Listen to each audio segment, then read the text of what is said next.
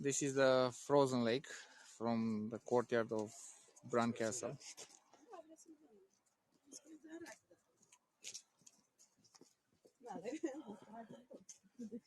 And this is the castle. It's still winter here. It's still winter. We still have snow, but slowly the things will go to the spring. March 1st, it's actually... Good morning, Brandy. March 1st, it's actually in Romania, it's celebrated as the first day of spring. And all the boys, all the men have to give a small jewelry, a small gift. It's made by tin. It's not something very expensive. It's actually a symbol of the spring to their ladies, to their daughters, to the girls, their mothers. And I will talk about that probably on March 1st. I will tell you a couple of things about the celebration. But till then, I will talk to you about the Bran Castle.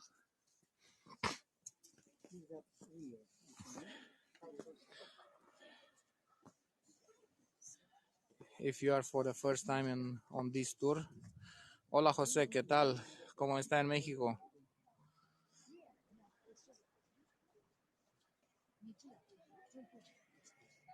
I know that for the most of you it's early morning in the United States, but what a better day to start a day than with the tour on Dracula's castle. Okay, so I will give you another opportunity to take some pictures of the castle from here, and I will go slowly inside. Till that moment, for the ones which do not follow the tours from here, I have to tell you as an introduction to the tour a couple of things about the history of Romania and about of Transylvania, the area where we are in this moment. Romania is a Latin country because it was conquered, half of it, by the Roman Empire, which was a Latin empire, speaking the Latin language. And our ancestors, the Dacians, living in Dacia, the name of Romania into the antiquity, they became... Hello, Mardi. I think it's evening tonight, no, in Sydney.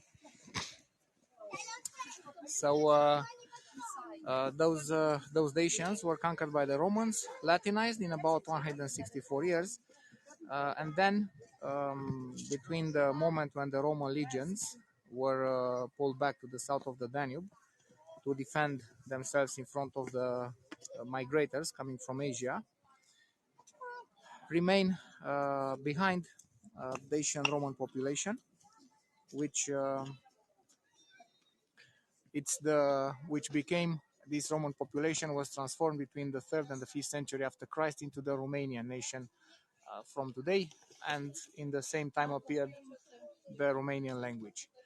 So all that territory of Dacia, occupied by the Romans, was break it in 3 sides, in 3 regions, in 3 provinces. Transylvania in the middle of the Carpathians, which are surrounded it like the walls of fortress and are crossing by the middle of Romania. I will show you inside on the maps. Transylvania was conquered by the Hungarian kingdom in the 13th century, in the 12th century, after about 100 years of fight. Moldova in the east, and when I say Moldova, I speak about Republic of Moldova from today, and the region from Romania called as well Moldova, which was a unite medieval state till 1812 when the Russians conquered for the first time Republic of Moldova, and then was get united back with Romania in 1918 and conquered again by the Soviets in 1940 and transformed into a Soviet republic.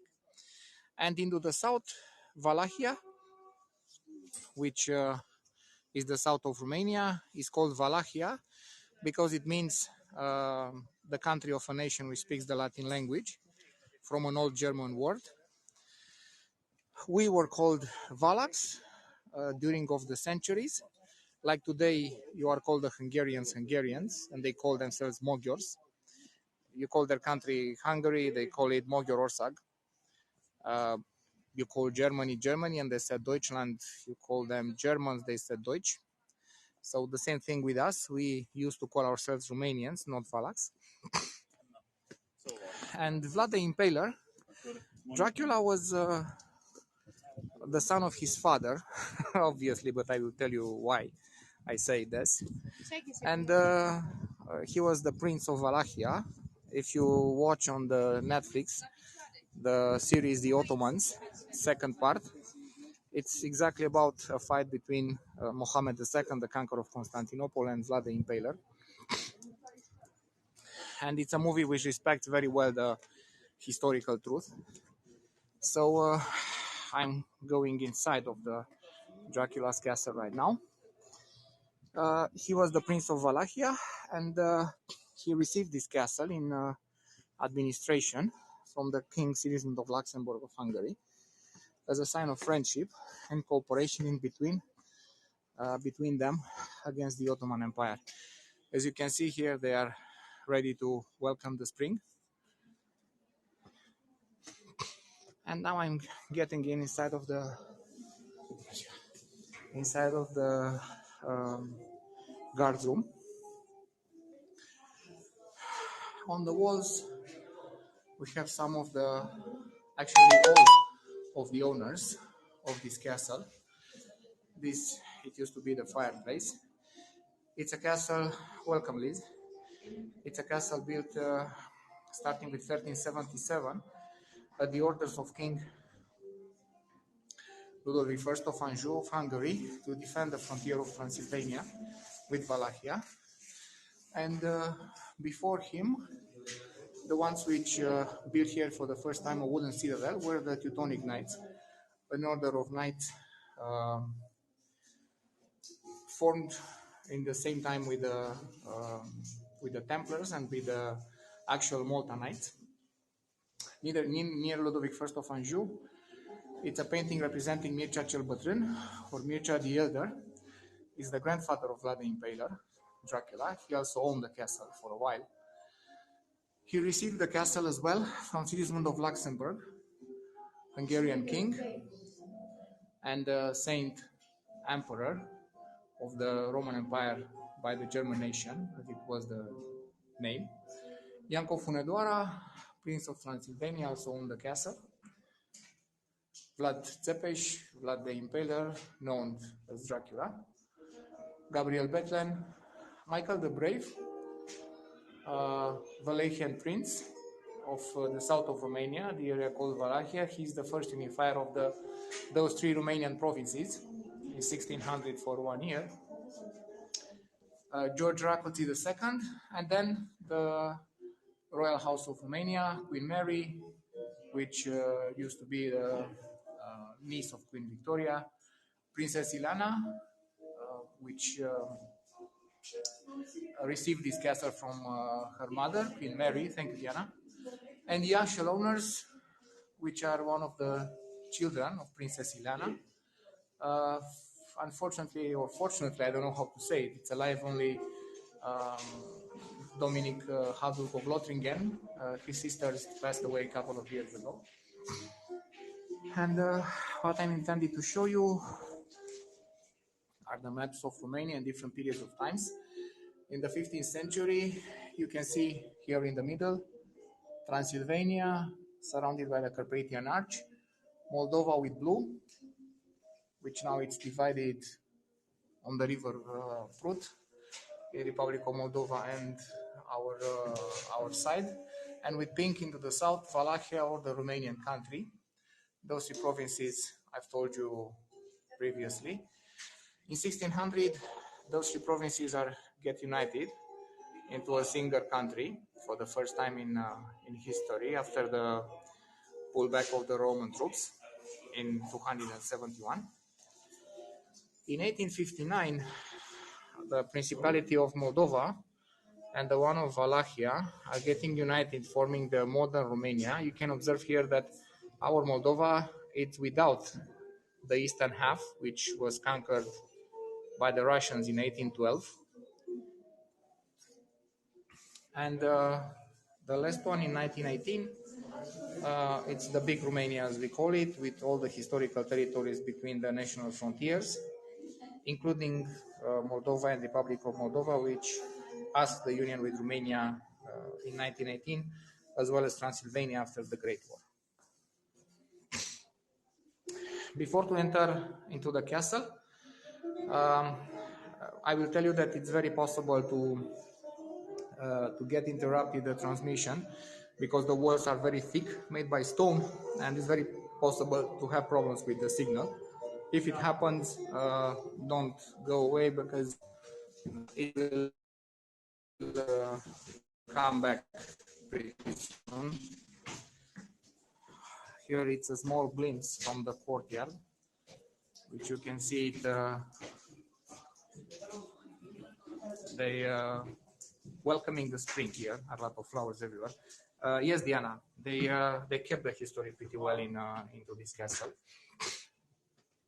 Now, be ready to take some pictures.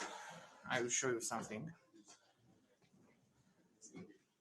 This place here into the wall, it was the cell actually, where they kept Vlad the Impaler for about 2 weeks after he got arrested by King Matthias of Hungary near this castle.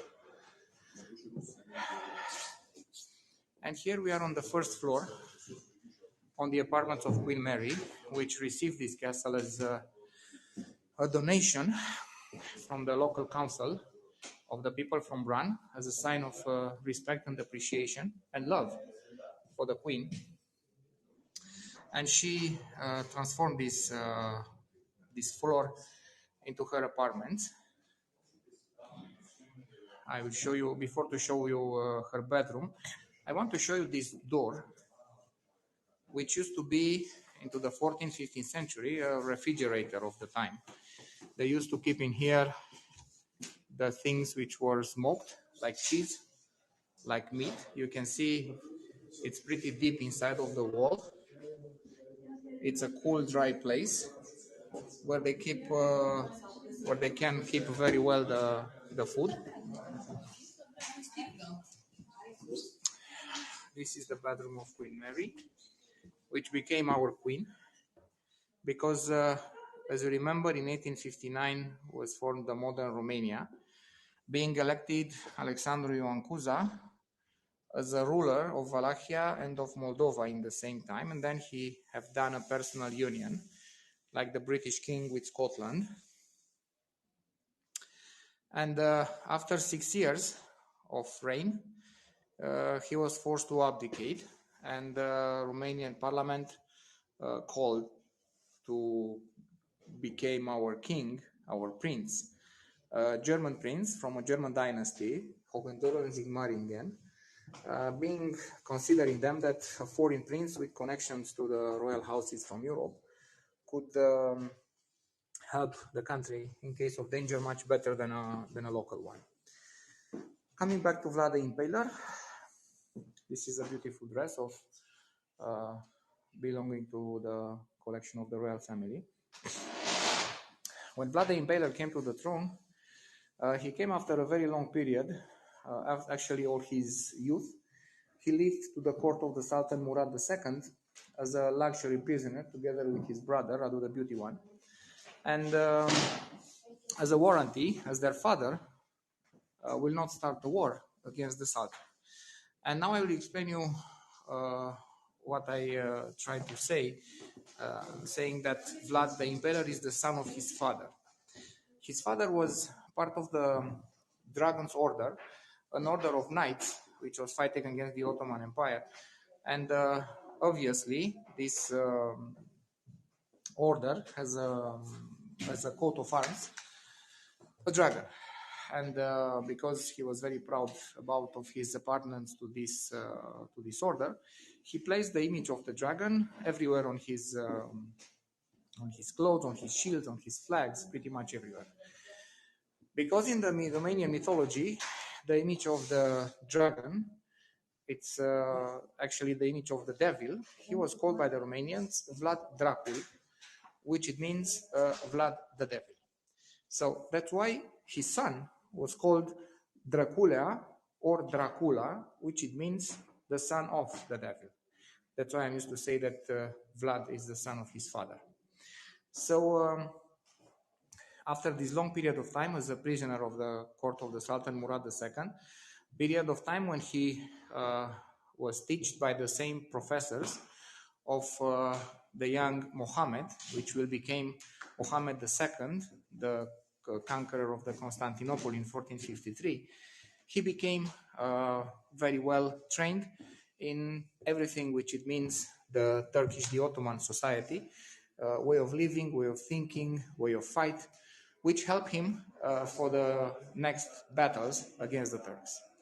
So, as I said, he came to the throne of Wallachia in 1456, in the same year with Stephen the Great in Moldova, one of the most important Romanian rulers, which ruled for about 47 years and defeated Mohammed II couple of times on the battlefield. And Vlad came to the throne and he found actually a disastrous situation of his country. Economical, political, social, was everything a disaster.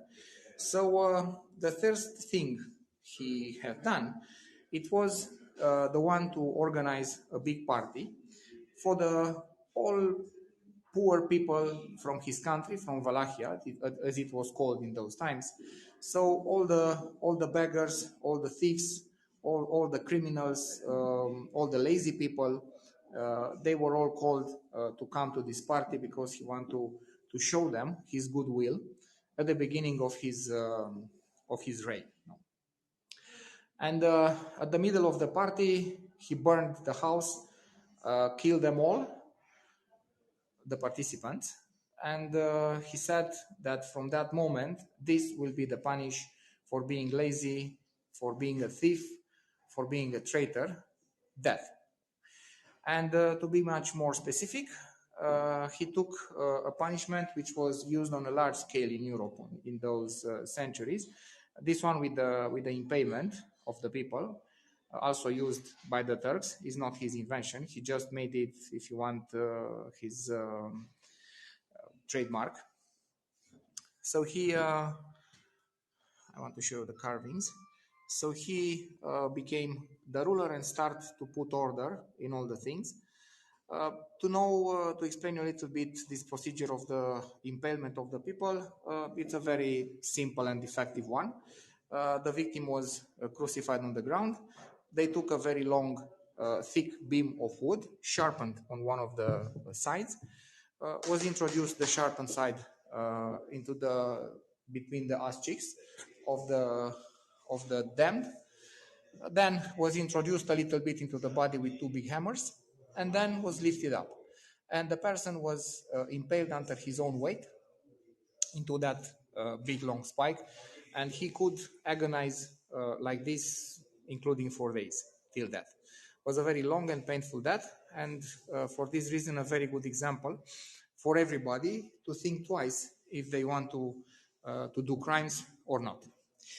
So from this moment are starting to appear the legends about his cruelty and the stories which were spread especially by the German merchandisers from Brașov and from Sibiu, because as I told you into the introduction, Transylvania was conquered by the Hungarian kingdom, and because the Hungarian king need artisans and merchandisers, very good, very skilled, and because the Romanians, even that they remained the majority of population, they were mostly shepherds and agricultures, the Hungarian king invited here and colonized here Germans from the left side of the River Rhine and from Bavaria to come here in Transylvania to settle down and develop the manufactories and the commerce.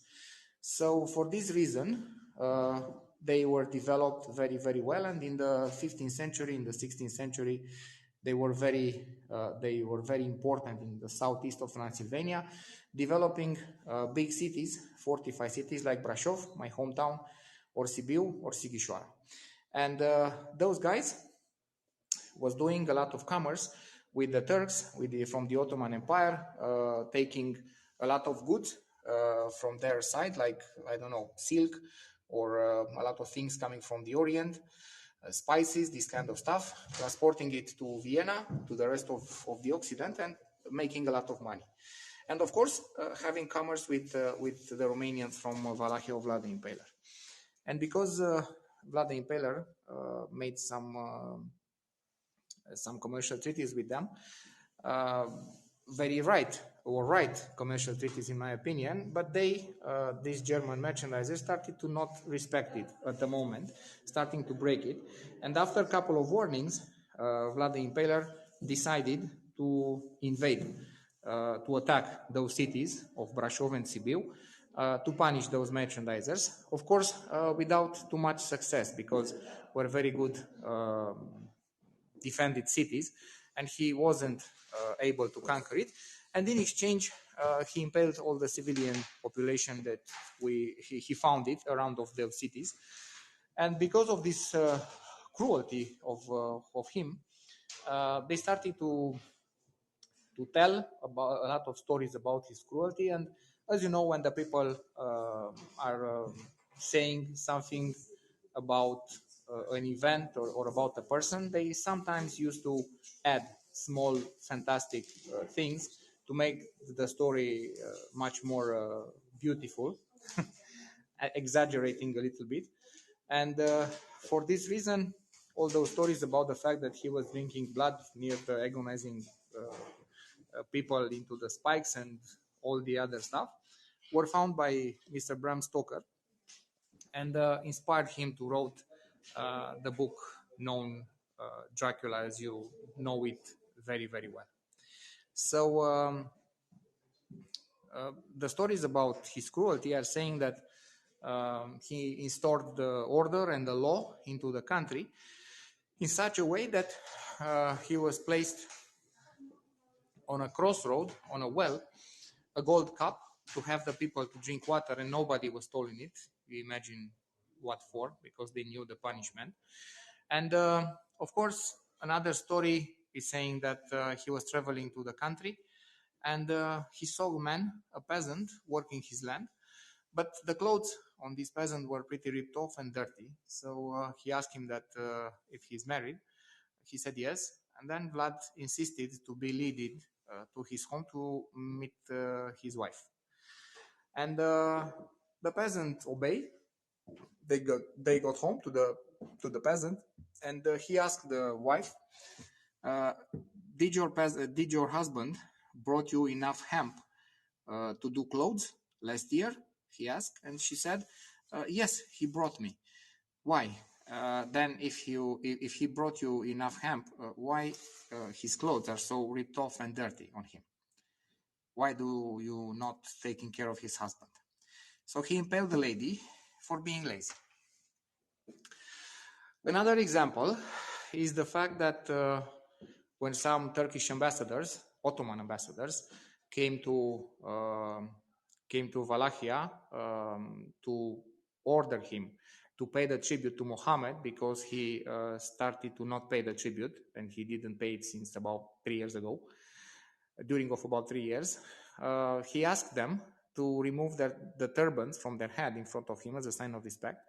And because they disobey, he said that in his country it's pretty windy, and the wind could took their turbans off their heads.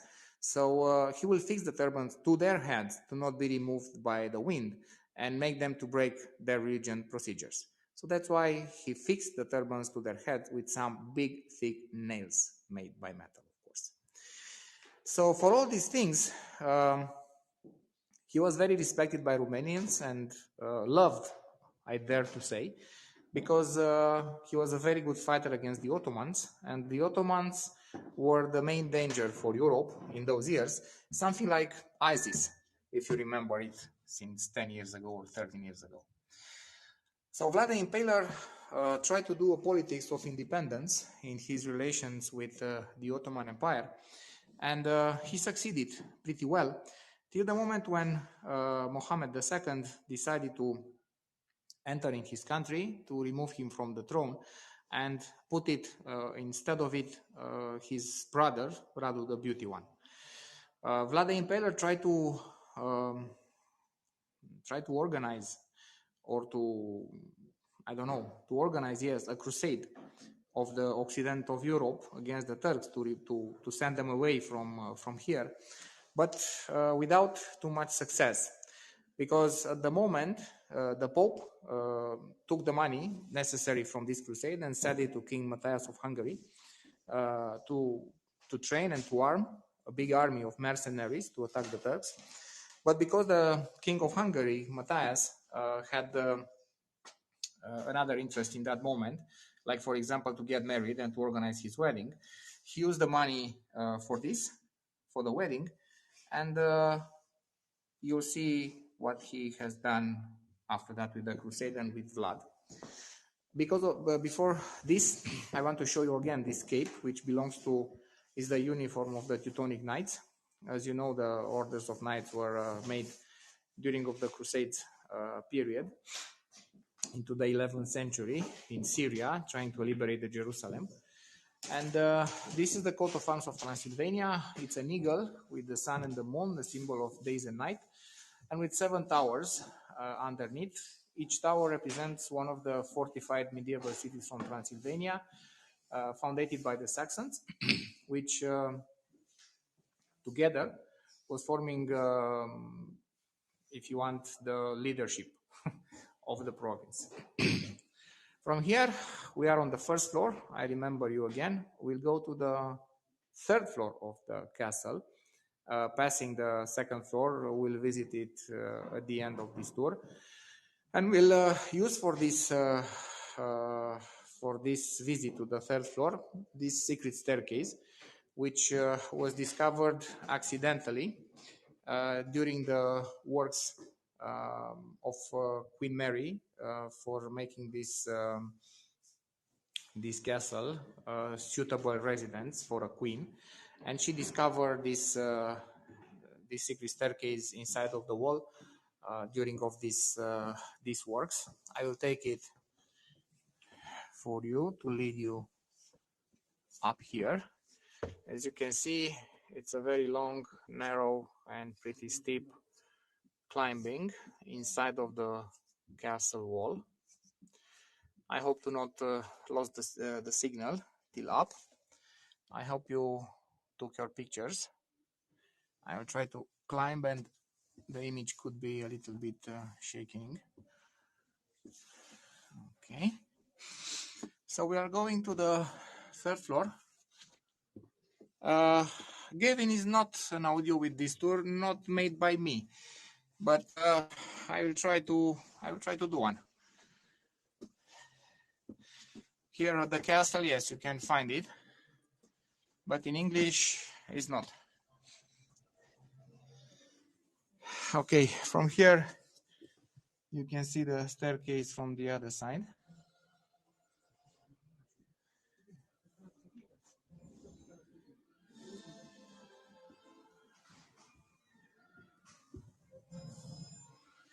Oh, I just hit my head.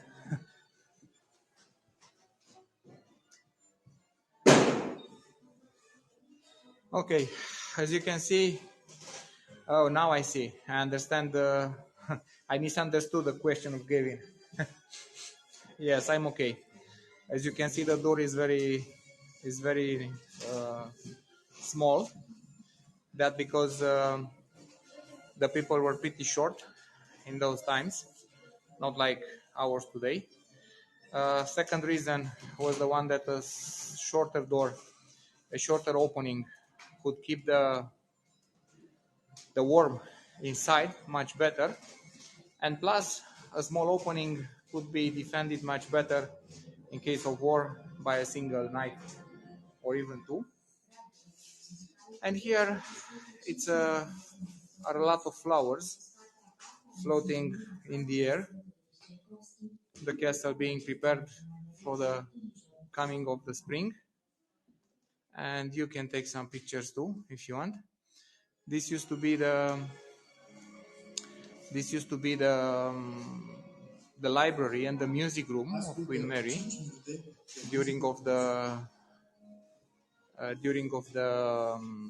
her vacations in winter or in summer.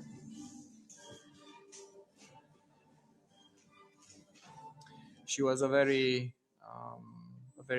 respected queen, as I said.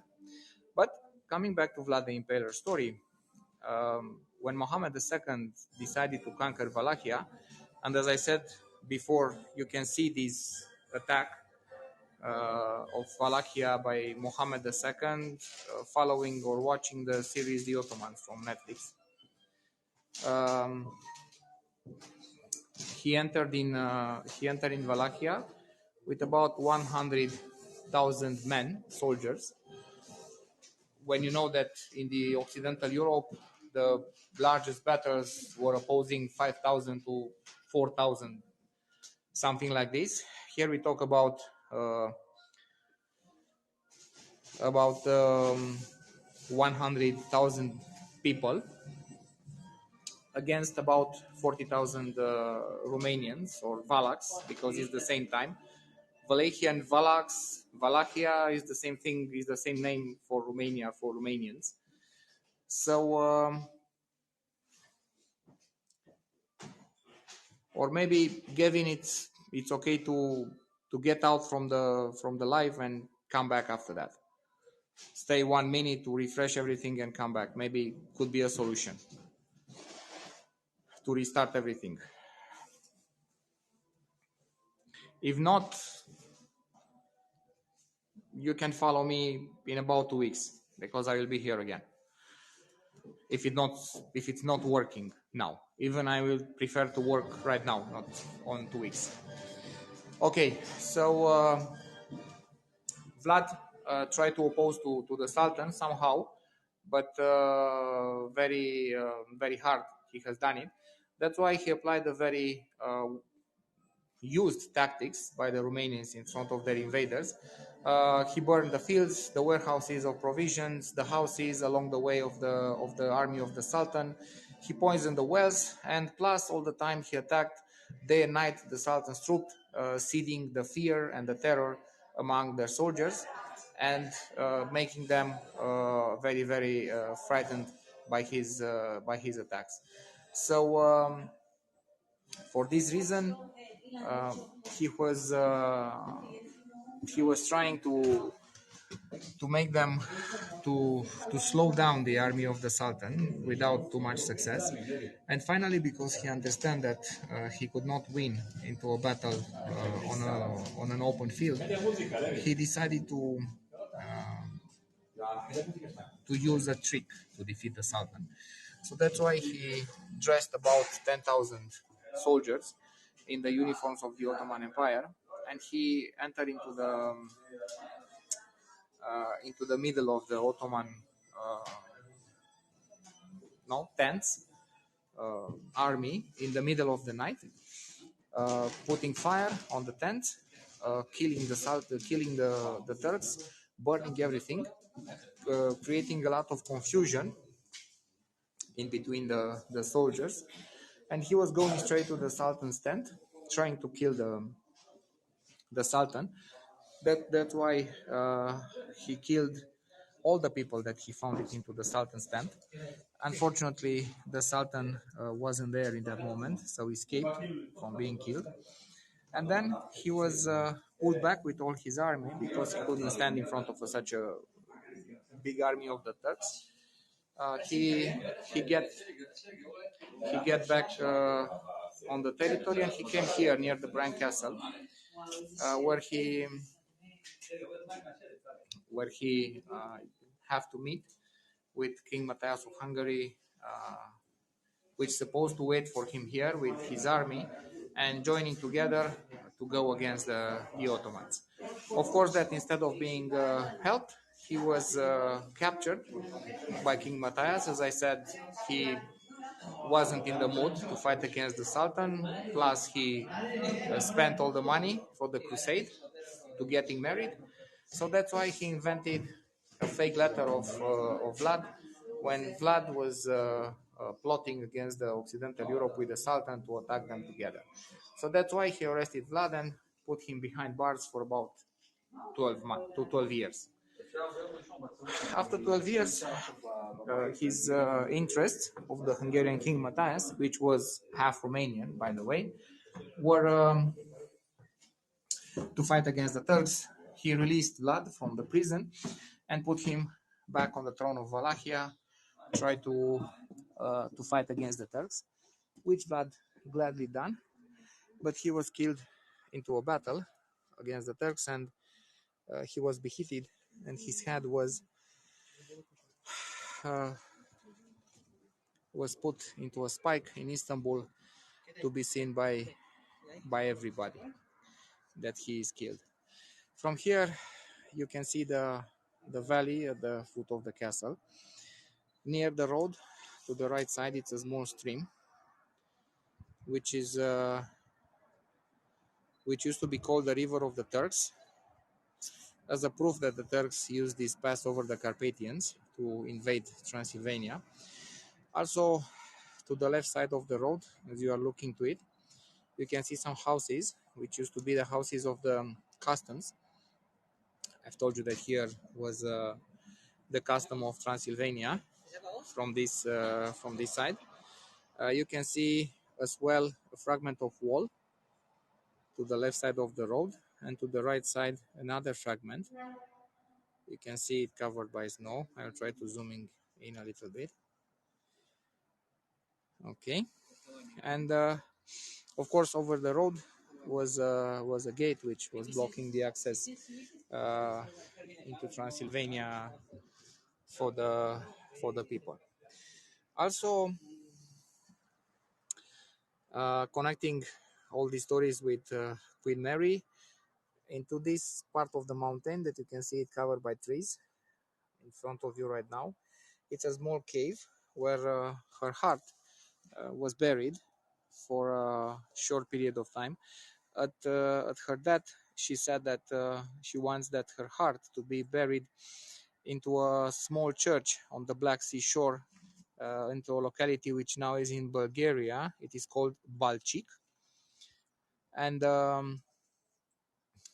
because in that part of the time, that territory which is now in Bulgaria was occupied by the Romanian troops, one of the mistakes in my opinion in our history, because our military philosophy was all the time to defend ourselves, not to attack other people.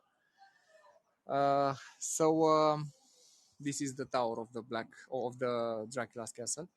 So after the moment when that territory goes back to Bulgaria after the Second World War, the people took the heart of the queen and burying it here near the Bran Castle, which was her second favorite place, where it stays till the end of the 50s, when the communist authorities considered that the heart of the queen could be a very good reason for the resistance against them, to resist against the communists. So that's why they took it from here and put it inside of the History Museum from Bucharest, where it stayed for a couple of decades till the moment when he was getting back into the private room of Queen Mary from Perișor Castle in Sinaia. From here, I will here, as you saw, we were on a platform, or an artillery platform, as I call it, of the castle. It used to be the attic here. And from here, we'll get inside of the castle again for a collection of stories about from the Romanian mythology and mythological creatures. For example, the horses of Saint Toader, which are half man, half horse, like a centaurus, which are punishing the women which doesn't respect the religious celebrations and working on it. You can see the lady staying inside of the house near the loom. And here are some some fairies, some goddesses, which are dancing, are holograms. And here you can see a man uh, sleeping into the hay, into the forest. The story says that those fairies appear on June, at the middle of June, June 16th, and dancing into the woods, into the forest, on the fields. And if they are starting to dance around of a man, that man could get paralyzed or even get killed by their dance, because are evil goddesses, fairies, not good ones, are called Iele, Iele. And from here, I'll go into another room where it's another small exhibition dedicated to the ghosts, to the uh, yeah, that Yele are one of our stories. It's interesting, Mac, that we doesn't have vampires in our mythology at all. We have some undeads, if you want, which are born like an undead. You see, like this one from here. The people, when a small child is born, they are taking care to not have on the hand a small piece of skin, which could be the sign that he will be transformed into a undead when he will die. So that's why the mother took that piece of skin, if it exists, from the head of the little baby, and buried at the roots of an apple tree from the garden, or another fruit tree, to be. I will respond. I will answer you back, Mag, in a minute. So they trying to protect the kid to become an undead. So we found the solution, and this is a very upset guy. So Meg, how we feel about the whole fake alternate? It's not necessarily a fake alternate history, but Mr. Bram Stoker actually, first time when I hear about this story of Dracula, Vlad the Impaler being Dracula, I imagine that I'm a man of 49 years old, so I learned the Romanian history during the communism, when nobody was speaking in here about vampires and this kind of stuff. So I was very, I don't know, surprised when I hear the stories about Vlad the Impaler being a vampire. I have no idea what's a vampire. So after that, we didn't say nothing. We say, okay, if the people from the rest of the world are believing this about Vlad the Impaler, it's their problem, not ours. Later, when they're starting to come to visit Dracula's castle, or Bran Castle as we know it in here, and because of them, so we have to thank them, here was developed an entire industry around of this castle, and now I'm able to do lives from here for you. We're okay with this, so it's nothing. It's not such a bad thing to affecting us so badly, or to distortion our history so badly, to be upset. Um, a small thing, Mag, at the end. I personally am more upset about the fact that a lot of people are talking about Valax and Valachia, and nobody explaining that the Valax and the Romanians are in fact the same thing. Letting the people to believe that actually the Valax and the Romanians are two different populations, and the Romanians appear here somehow, suddenly coming from the sky, probably being launched by an UFO in 1859, when was developed and was formed the modern Romania. This is the thing which is upsetting me, not necessarily the fact that this is a bucket list trip of mine. I have been okay. Gavin, probably you have some connections with this land. I invite you to come. If you want to come, find me You can find me on the internet very easy, or on YouTube. If you put this name Romania Tours with Nicu, send me a message and I can be your private guide in Romania, gladly. So find me. Meg, I thought Wallachia was a smaller area inside of the country of Romania. Yes, Wallachia, it's actually the south of Romania from today, Meg. So Wallachia is the south of Romania from today. The center of Romania is Transylvania, and the east of Romania is Moldova, which is actually the half of is the western half of Republic of Moldova, if you want. Yeah, the castle was closed. I don't know, Sofia, why it was closed. Probably was something, some events or something else developing. I don't know why.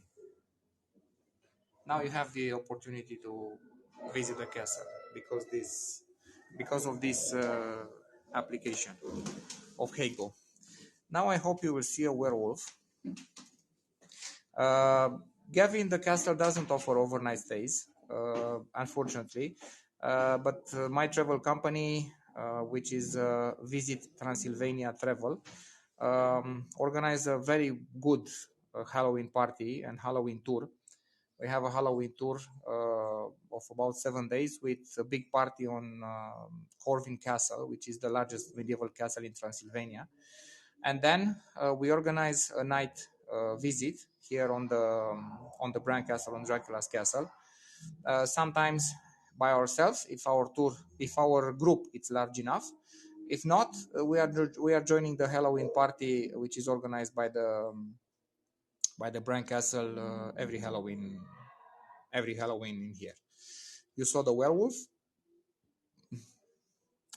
The website is visittransylvania.ro, but visit Transylvania with I, not with Y, as we Romanian write it. Visit Transylvania.ro. Yeah, it's right. It's very good, man. That's the site. You will find there the Halloween tour. On the Halloween tour, you will find a small link to our YouTube page. Yeah, it's right. Where you can find the Halloween party video from 2018, the last time when we organized a Halloween party, because then coming the pandemic and the war and all the rest. So you can see how it looks a Halloween party there. I talk enough about Visit Transylvania and Halloween parties. I want to continue the tour into the castle. And I hope that the room of the genealogical tree of Vlad the Impaler is open, and the tower, and it is, as far as I can see. Because here at the genealogical tree or of the family tree of Vlad the Impaler are some things to say. So his genealogy, his family tree, it's actually represents one of the oldest dynasties of Romania, and it starts here from the bottom with Basarab the First, the founder of Țării Românești of Wallachia. It's a man which was coming from a Cuman dynasty. The Cumans were a Turk population which lived in here around 1241 during of the Mongol invasion of Wallachia, of Europe. And in 1291, one of those Cumans which fought against the Mongols in 1241 go back to the south of the Carpathians in Wallachia, unite all the Romanian rulers which existed there.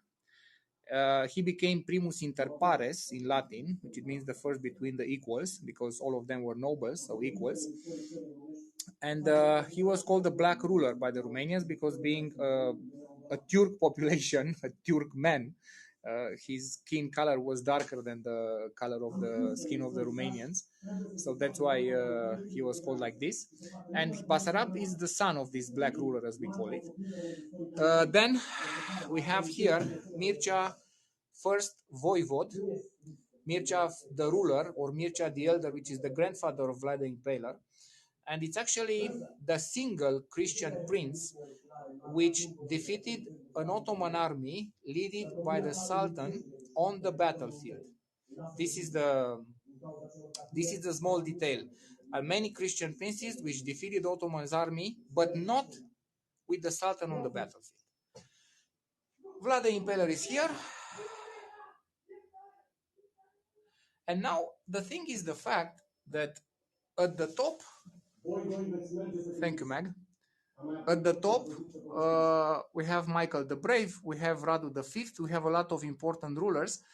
But King Charles of Great Britain, when he was only the Prince Charles of Great Britain, he said, this is Vlad the Impaler, he said that his family are the descendants of Vlad the Impaler because there are some marriages between the descendants of Vlad and some people which are part of the British royal family. If it's like this or not, if it's like this or not, maybe we'll not know during of our lifetime, because imagine how shocked it will be in the whole world to be proved that the British royal family is the descendant of Vlad the Impaler. Now I will ask you to follow me up at the tower of Dracula's castle. Here it's another small exhibition dedicated to Dracula this time. This is a scary mask. And here are a lot of movies and images from movies with Dracula, vampires, comedies, thrillers, a lot of things like this. And of course a coffin for the Count to rest. Fortunately it's not focusing very well. Okay. And here it's something, speaking about movies of Dracula, it's a certificate of authenticity for the necklace that was part of the stage property of Dracula movie, inspired by Bram Stoker novel. Was worn by one of the Dracula's brides from that movie. And of course some scary spiders here. From here I will invite you to join me and follow me to the end of this tour, but we have some other rooms to search. Talking about Vlad the Impaler, and if I'm here with you, ask me everything you want to know about Romania or about the Romanian history, because that's why I'm here. Ați luat-o pe drumul greșit, din păcate. This is the waiting room for the Queen Mary's library, the one with the flowers floating in the air. So if you have questions, any kind of questions about Romania, political, economical situation, I don't know, anything you have in mind, please ask me, because I'm here to answer to your questions, not only to present you the beauties of Romania, as I will do this summer. This is the main square of the castle. Now I'm going to the second floor, where it used to be the king's bathroom. This is a very small, that is a very beautiful carving of Virgin Mary with baby Jesus. Meg, starting with May, after the Orthodox Easter, which usually it's April, half of April. This year it's April 16. So starting with May, 10th of May, it's okay. Good questions, Kim. No, we are not worried about Putin at all. We live with the Russians in here since centuries. We fought against them in 1942. We fought on Stalingrad together with the Germans. We had a very balanced politic with the Russians. We actually were under their boot for about 45 years of communist dominance. Not part of the Soviet Union was Romania, was an independent state, but were in their area of influence. So we know how to deal with them. No, not worries of Putin about Putin at all. Romania, it's a safe country. It's part of NATO. We have a lot of NATO equipment and soldiers in our country. So if you are thinking to visit Romania this year, I encourage you to do it, because here it's a normal country like any other one from the west of Europe. And in my opinion, Putin's intention is to conquer the east of Ukraine, which belongs to Russia since centuries, and nothing more. And plus, he is avoiding from all his strengths confrontation with NATO and with the United States. So no, we have no problem with the Russians. They know them, we know them, they know us, and they know that we are not so easy to be defeated, especially by them. Okay, continuing the tour.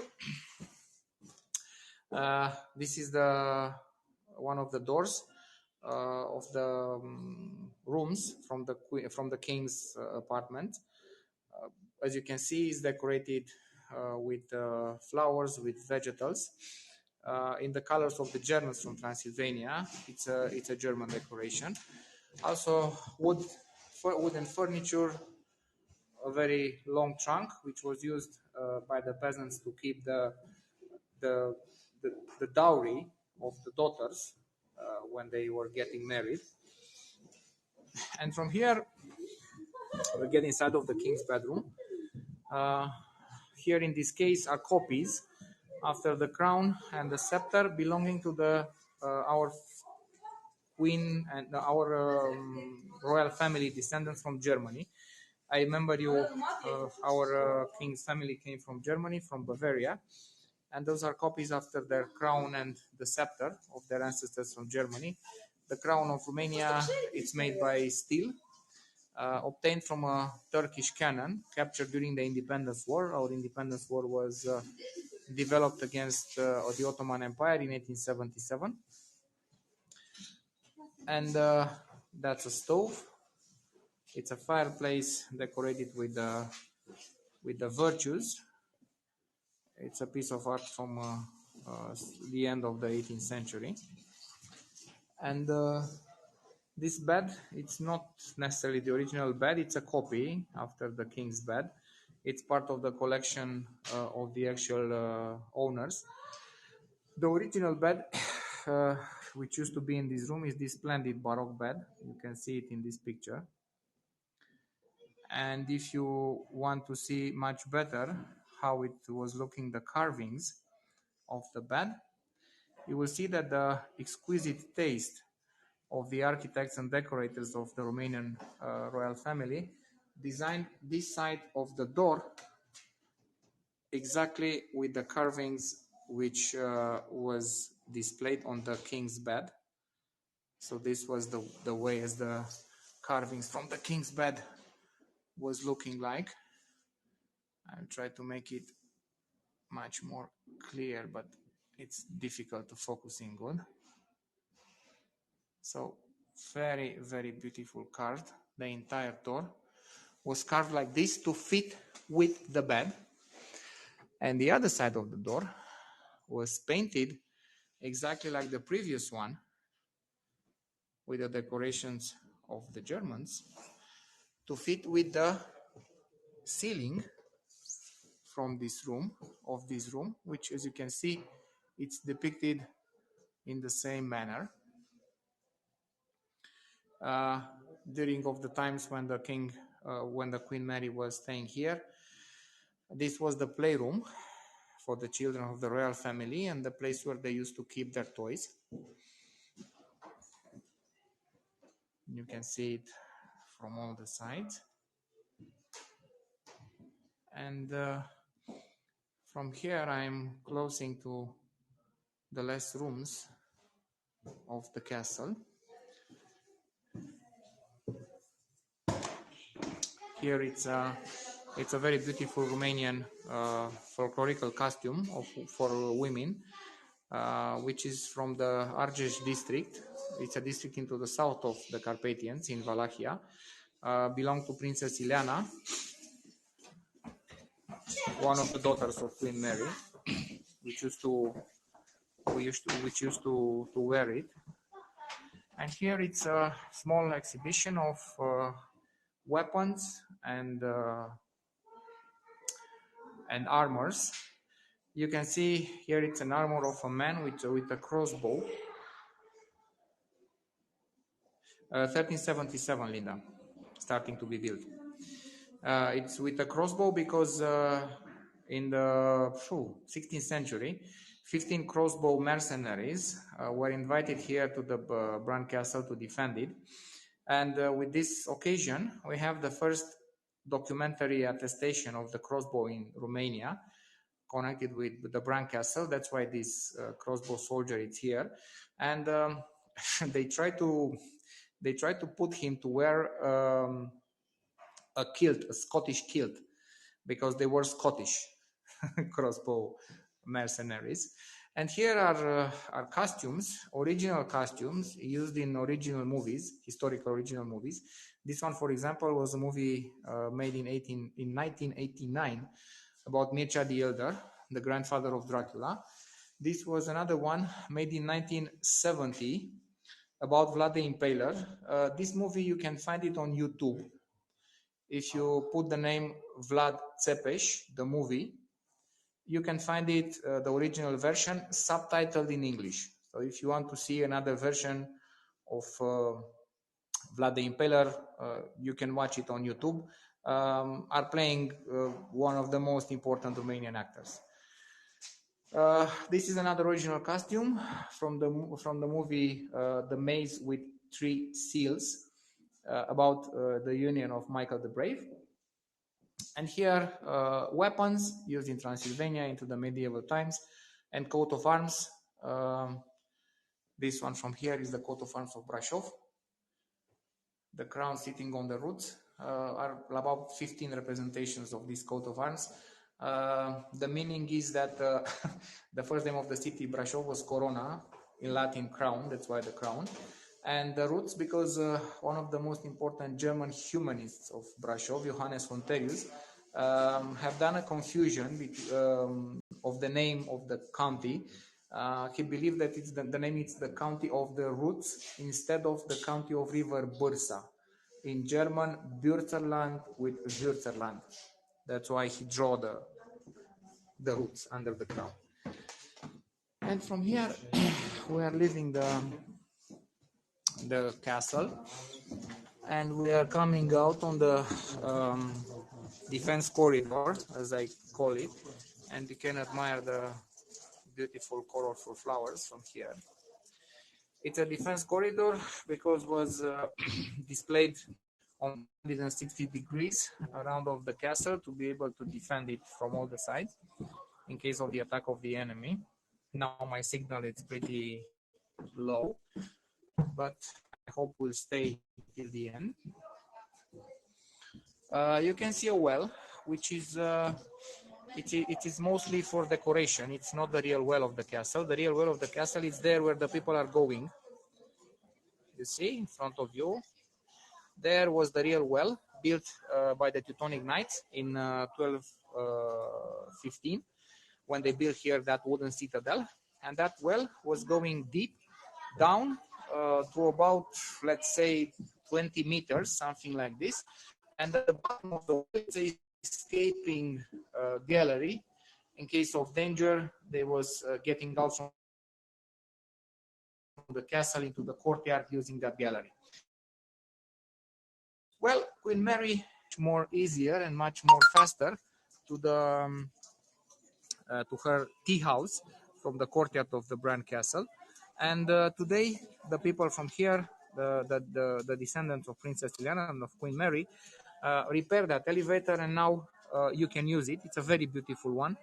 At the foot of the gallery also are a lot of exhibition. It's a small exhibition of paintings, active, living paintings, if you want. I will not go to show you because I have done it once, and because of the fact that everything is surrounded by stone and dirt, and it's deep under the ground, the signal of my poor phone is zero, and you can't see and listen absolutely anything. So that's why I renounced to show you this. You can see up the balcony where we were before of the castle, and from here I will continue my way to going down to the courtyard of the castle. Okay, Saruna.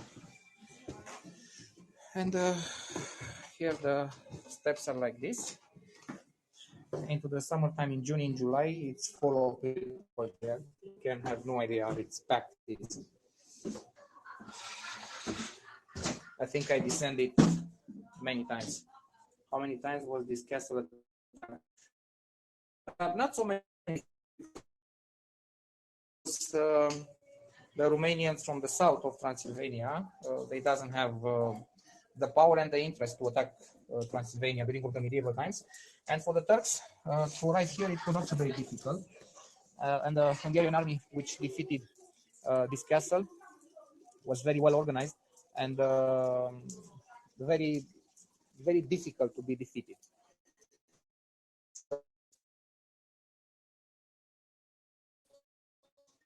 It was the castle which wasn't attacked.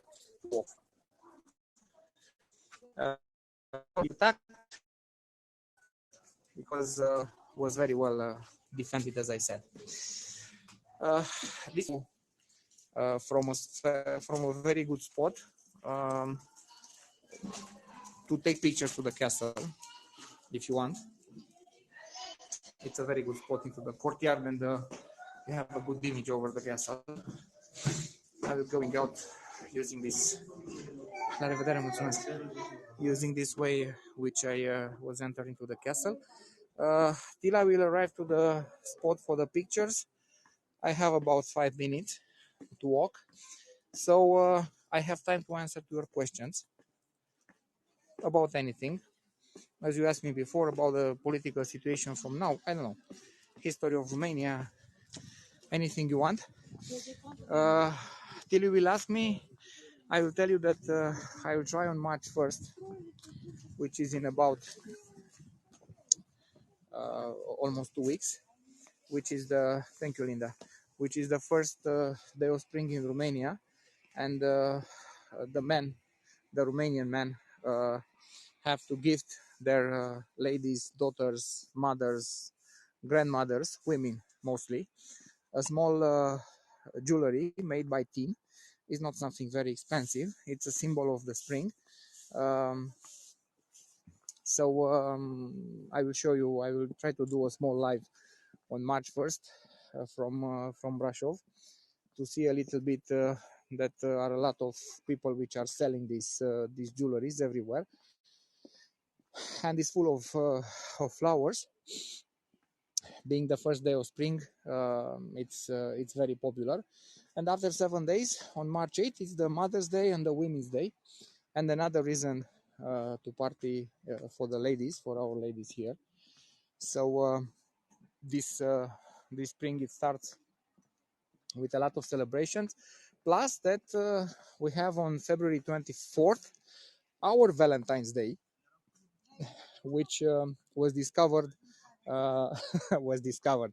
Of course, we have it since always, but nobody care about it till the moment when appeared this Valentine's Day on the 90s after the anti-communist revolution, because it's a very good celebration in between the Christmas and the Easter.